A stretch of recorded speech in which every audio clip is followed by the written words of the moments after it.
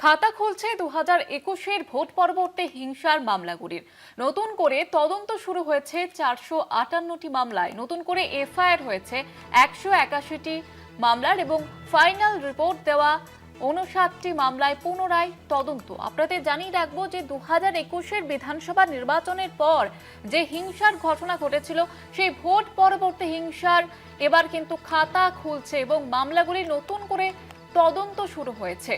2021-এর বিধানসভা নির্বাচনের ভোটের পরবর্তী সময়ে যে হিংসার ঘটনা ঘটেছে তার তদন্ত শুরু হচ্ছে নতুন করে। আর এই নিয়ে বিস্তারিতভাবে জানবো, আমাদের ডেপুটি এডিটর মৌপিয়া নন্দী রয়েছেন আমাদের সঙ্গে টেলিফোন লাইনে। মৌপিয়াদের ঠিক কি জানা যাচ্ছে এই বিষয়ে?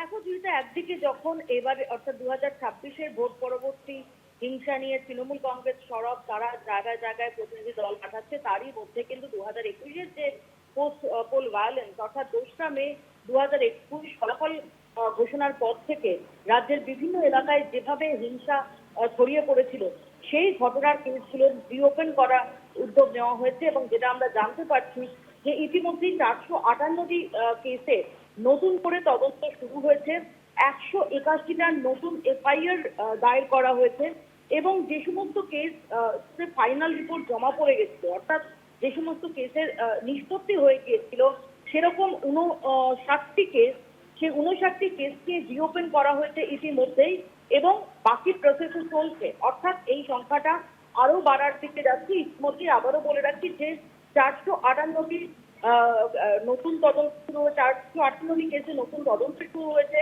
181টি নতুন এফআইআর রেজিস্টার হয়েছে এবং ফাইনাল রিপোর্ট জমা পড়ে গিয়েছিল, নিষ্পত্তি হয়েছিল। এরকম 59টি কেসের ক্ষেত্রে ফাইল রিওপেন করা হয়েছে বলে আমরা জানতে পারছি।